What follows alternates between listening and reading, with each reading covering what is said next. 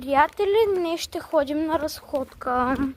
Ето тук с моето куче Чара. По-бързо съм от кучето си. Ще измисля една тема.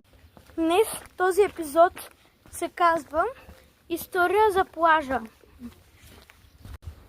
Днеска ще ви кажа много хубава вечност, каквото ще правя през лятото.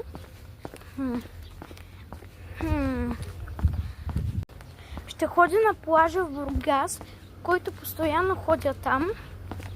Но мама препоръчала някакъв хотел. Не е хубав, но ще му правя видео в хотела. Обаче плажа е много хубав на морския бряг. Много ми харесва, ама има толкова огромни вълни, че специално понякога се гмуркам в мок. Ама не мога да плувам наистина. Ама мога с пояс. Защото не съм много добра по плуване. И сега да сме тук. И между другото, като бях на 4 или няколко си години, ходих на плажа в Несебър, само че той беше в един много хубав хотел, който ходих и много си го харесах. Това е като бях на 4 или 5 години, забравих май на колко.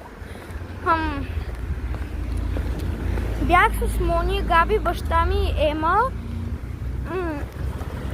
Ема, която е по-голяма, в 16, не, май в 8 или 7 клас май беше.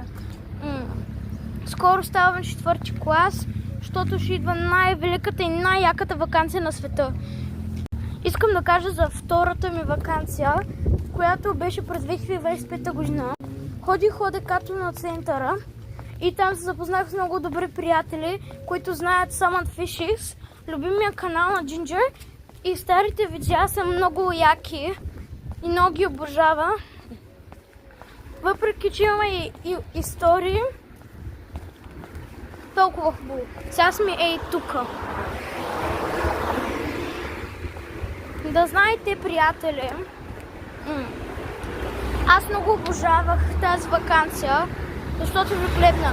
Пригответе се за част 2, абонирайте се, кликнете в камбанката и очаквате още много интересни видеа. Чао, чао на всички!